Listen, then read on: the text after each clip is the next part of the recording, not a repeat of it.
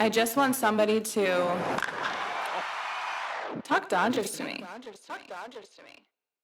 Yeah, Melissa had started this last April, and I have a clothing brand and a boutique that I kind of went game day, and I had reached out to her, and then I got it on some of the on-field girls, and kind of was tapping into some cool space, and then that's when our friendship kind of blossomed, and it's been good now for me to wear one of her dresses on. Wow. Yeah, so it's been How a about cool that? little, snowball of things. For sure. And what is your background? Psychology. Wow.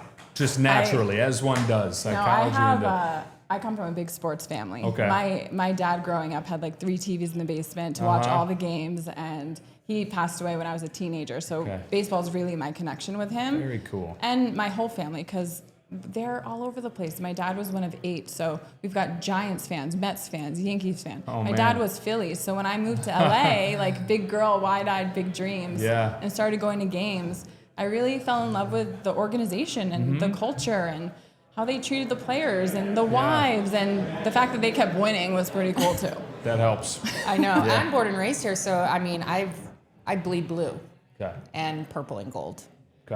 So I couldn't find people to go to games with me or talk about the Dodgers, hence talk Dodgers to me. Okay. All right. That's a great name. We're good? All right. Well, we're back with the man of the hour, Joe Davis. Thank you so much for coming on Talk Dodgers to me. Of course. Thank you for having me. We're so excited to chat. We're so excited to meet you.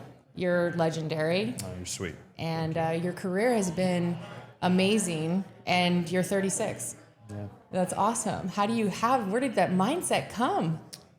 So I've always known that this is what I wanted to do. I think that's a big part of it. It's okay if you don't know what you want to do, but if you can figure out what it is you want to do, you have that target that you're aiming for, it kind of helps to figure out how to live your life, how to spend your days, where to go to college and what to do once you get there. And so I think just having that foresight of what I wanted to do, and then I'm wired to chase whatever I aim at, and a lot of good timing, good fortune, and I don't know, it's crazy. It's crazy doing what I'm doing. We heard you out talking to the ESPN guys, and already you've had such an amazing career, and you're so young. Yeah. I'm wondering, like, between prep and experience and the ability to be so present in what's happening in front of you, how does that create the Gibby meet Freddie moment to happen?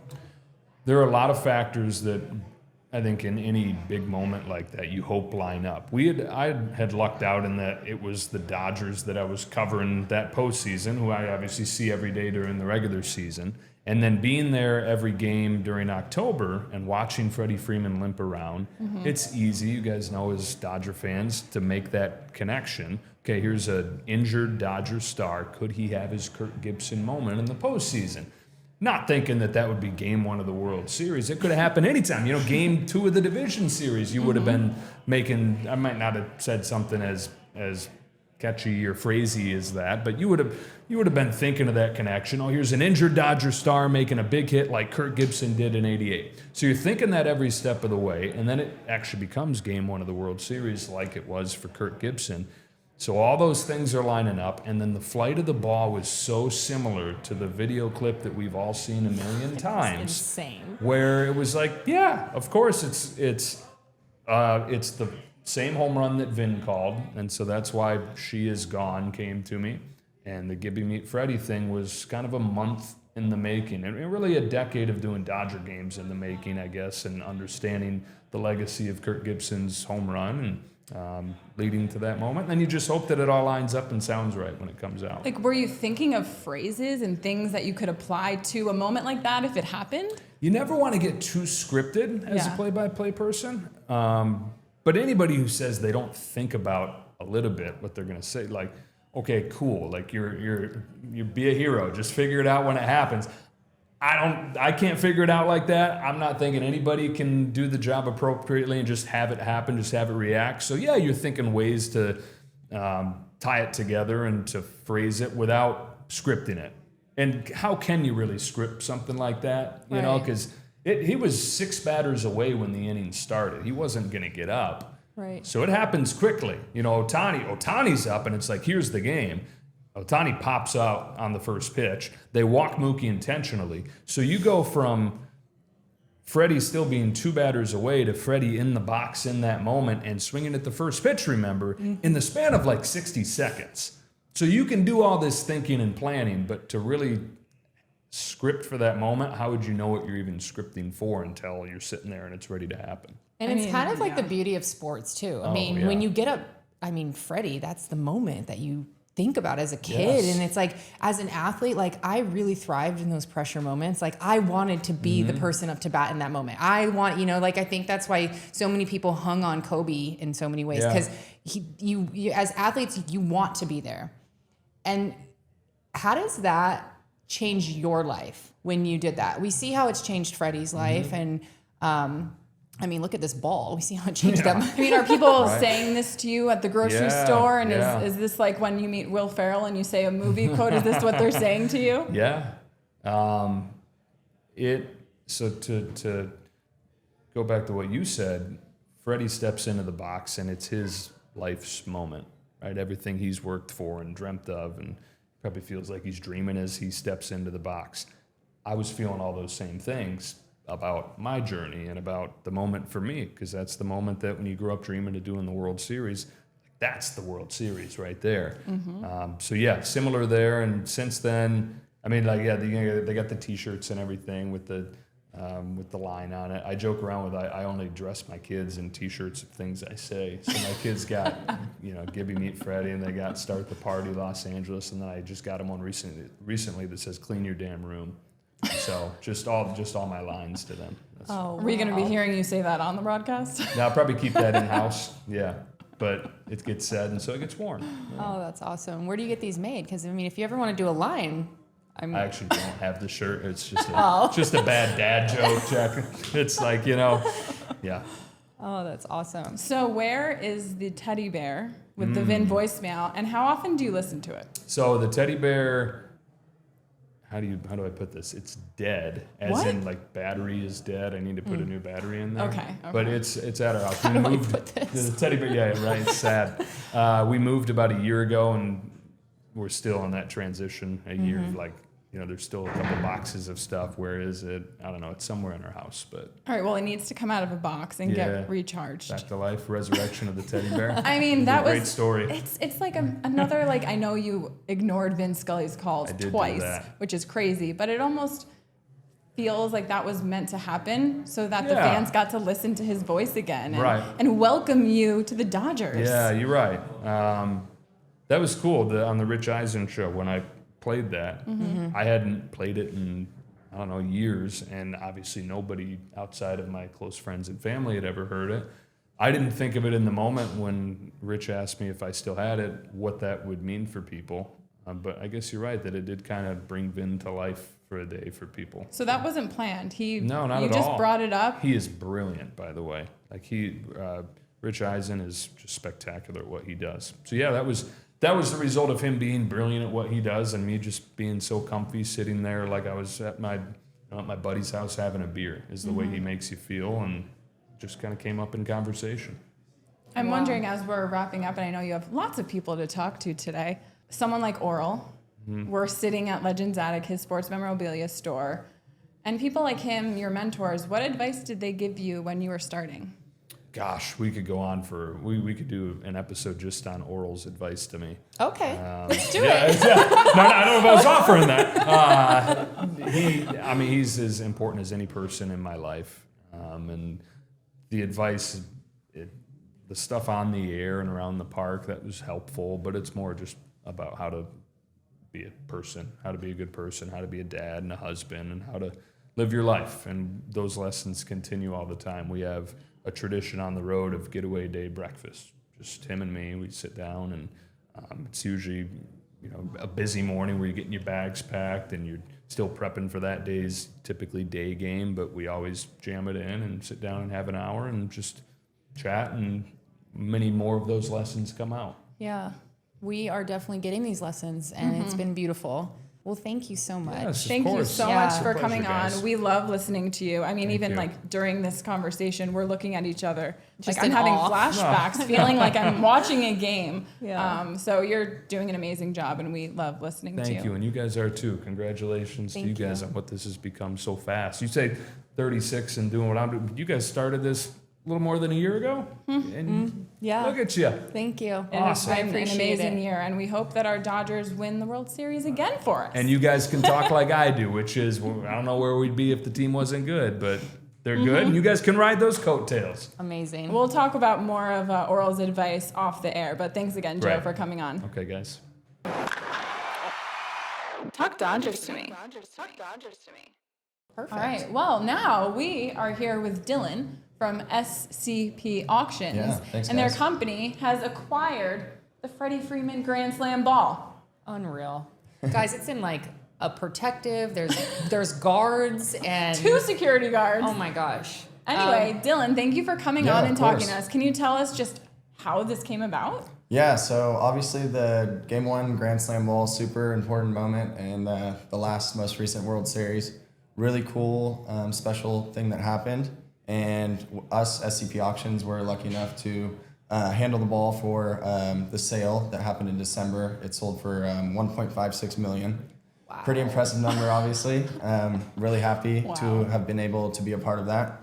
And the way that the story had happened, as Dodgers fans know, during that game, there was a kid in the outfield. He was 10 years old. His name's Zach Rudderman. He was with his parents. They had actually told him earlier that day that he was going to a dentist appointment, and they ended up taking him to the game. Fast forward a few hours, this all unfolds. There's an incredible picture of him holding the ball up. He's pretty much crying at the moment, which how could you not at that age? Oh I my mean, gosh. your life pretty much changes overnight. I can imagine he was the most popular kid at school for a little bit there. So Well, and the emotion that's the going rest of on his in the life. Yeah, pretty stadium. much. I know. It's like this emotion. This little kid was probably just like, I don't know. yeah. So we were able to connect with the family after everything settled down a little bit, and we auctioned it off on our platform, scpauctions.com. The bidding occurred for about 2.5 weeks, and at the end of the day, that's when we realized that 1.56 million number. So throughout the whole thing, just an incredible experience, a lot of media exposure, of course, and just really special for Dodgers fans, and what an incredible moment for that family, and especially that kid. For SCP, like, so do the Dodgers connect you with these families, or is it kind of a yeah. bidding war amongst the other auction Sure. companies? So a little bit of both. We've had relationships with the Dodgers in the past. It wasn't necessarily a correlation there that helped us get the ball, but from one way or another, we were able to get in touch with them. We are Southern California based, so it was a good alignment with the family, and ultimately they decided to go with us. And yeah, it was just special to meet the family and see how excited the kid was about it all. Obviously, being that age, it was a little bit overwhelming for him to just, how do you take that all in as a young kid? But he certainly did well. I think he was able to meet with the mayor. They did special things at his school, so he definitely had fun with it. And when you get a piece like that, it's nice to monetize it. So that's what they ultimately decided to do. And yeah, it was just great experience for everyone involved. I think it was great, and that ball will go down in baseball history. So I hear it's in a vault. I mean, I know it's here with us now, Sure. but normally it's in a vault. And so once somebody does purchase that, does it stay there? Do they have the option to keep it nice and safe? Do they, is it liability to take it home? And then Yeah, what if yeah. something happens? I mean, we've all seen Sandlot. Yeah, so yeah, I mean, insurance and safety is obviously a top priority for something that is this valuable. We don't need to get into too much of the particulars of that, but it is kept in a safe place, and it'll remain there for a while. Obviously, events like this, we're able to come and showcase it, so good to be able to do that. But yeah, at the end of the day, it's kept safe, and I don't think it'll be trading hands anytime soon. It'll stay where it is. Love that. So what happens with the ball? I mean, is it going to basically be doing appearances? It all just depends on what the current owner wants to do with it. I mean, obviously this was an opportunity that he was open to doing that, and we've got quite the showing out there. So it's been good so far, just to kind of give back to the fans. Everyone that I've seen has been taking pictures. They're pretty excited about it. To go along with the World Series call, everyone remembers that. So I think everyone's really reliving the moment right now, and it's been good for the fans. That's what it's all about. So who knows? In the future, maybe there'll be more events like this. Has Freddie met the ball? He is not at the moment. Freddie met Gibby, but not the ball yet. Not the ball exactly. yet. Yeah, Well, his bat met the ball. Yeah, that's for sure. I'd love to get that to happen. Yeah, if we can get that done, Freddie, please let's let you come and say hello to that grand slam. Oh my gosh. Are you a Dodger fan? Yeah, I mean, you have to be in the LA area. It's hard not to be. A lot of history behind it, and just a perfect storm with everything that happened there, with the parallels with the Freddie ball to the Gibby ball. I mean, one of the craziest things in my mind is that if you go back to the timestamp, it was 8:37 p.m. Both balls at the same time. I mean, how does that happen? It's. And even where he hit the ball. Yeah. I mean, the parallels are insane. So yeah, just really special. And Do you guys have cool the to- Gibby ball too? No. So the Gibby ball has actually never been found. I would say about 15 years ago, we were able to handle the Gibson collection. So we sold his uniform that he wore during that game, his helmet, the bat that hit the ball. But yeah, that ball was just never found. Maybe a little bit different of a time in '88. Just, there weren't as many people focused on holding onto the ball. Maybe someone had it and just put it away. Someone has never was it and is found. never telling anyone. But, now with all the cameras and media, it was pretty quickly that Yeah. the security found the kid and the family that acquired the ball that night. And, in '88, it was probably a little bit different of a story. There's not people Totally. getting photos. There's not, you don't have your cell phone videoing But you would it. think now with like what things are worth. Mm-hmm. But I Right. almost love it because that must be a fan. Maybe, Well, also, yeah, if maybe it that's wasn't about it, authenticated, Yeah, that too. how would anyone know that Yeah, I they're mean- telling the I truth? know. That's unless there's like a video or something. Yeah. That's interesting to think about. Yeah, Very it's interesting. could be out there. I hope it is, but it has not surfaced. So Gibby ball, if you're out there. Let us know. yeah, it's a But we're mystery so right happy now. to talk to you because until we met you, we were going to interview the ball. Yeah, well, that would have been interesting. Maybe a little bit less information that way, but hopefully this kind of filled in the story a bit. And again, just super special. Happy for that kid and the family, and obviously SCP Auctions being able to handle it. So Yeah. cool. Well, Dylan, thank thanks you. again for coming Yeah, on the yeah. Thank you podcast very much. and telling our audience Sure. all the behind the scenes of the ball. I know. Great. And I hope if I ever catch my first ball at a game, it'll be worth something. And Yeah, you're who hopefully. I'm coming to. Well, go to some World Series games this year. when the Okay. Dodgers You know, a get there. girl outside caught Shohei's home run in Tokyo. Oh, is that right? Well, maybe I'll need to Mm-hmm. Maybe go talk I'll to her after introduce this. you. Yeah, that would be great. Yeah. All right, we're going to go do that. Thanks, Dylan. Yeah, Thank you. thanks, guys.